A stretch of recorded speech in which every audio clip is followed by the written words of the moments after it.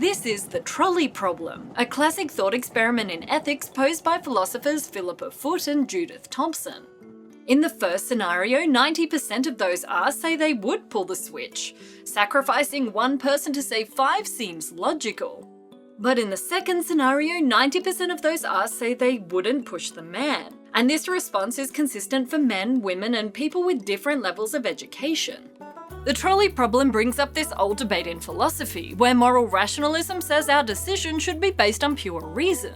On the other hand, moral sense theory or sentimentalism says our emotion should guide our moral decisions. Rationalists would say the two scenarios in the trolley problem are pretty similar. So why are our answers so universally different?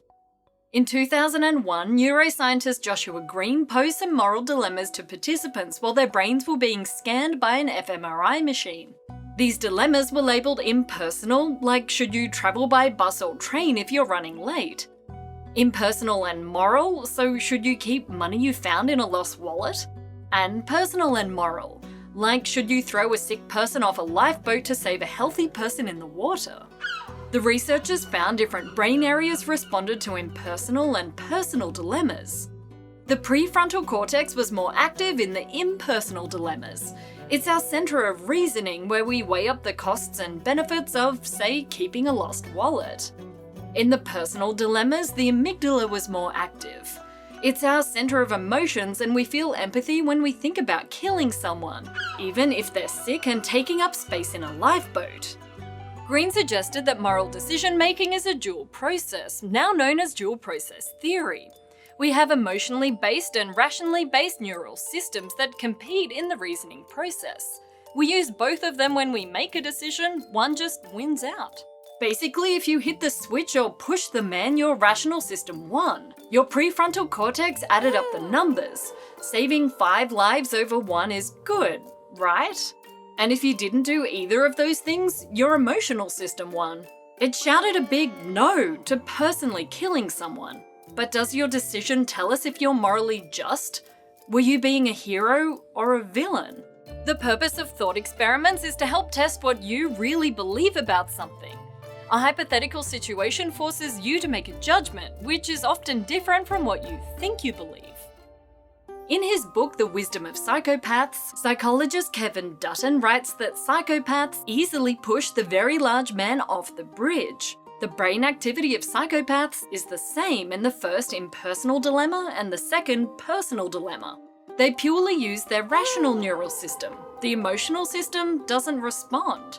We tend to believe that psychopaths are villains, but in this case, their cold and calculated actions actually saved more lives.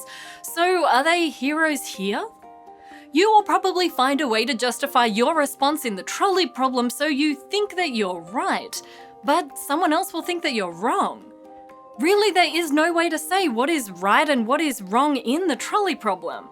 That's why it's a moral dilemma. When you think back to that philosophical debate, neither rationalism nor sentimentalism wins. It all depends on your brain. And the trolley problem has its own problems. Why are there always 5 people stuck on the tracks? Why do you keep frequenting this bridge? Is one person really big enough to stop a trolley? And who uses the word trolley anyway? Really, the trolley problem is just a game. Let's go back to the first scenario and imagine that the person tied up is Mario, and the other 5 are Koopa Troopas. Do you still hit the switch? Is sacrificing Mario worth the lives of 5 Koopa Troopas? Your actions in a game like Super Mario Bros. Are what philosophy would call consequentialist, where you do everything possible to reach the next level, even if it means killing some adorable little turtles. And then you or the character you play, Mario, is considered a hero because of the consequences of their actions, like saving one person, the princess. But are you really a hero? Or are you a villain?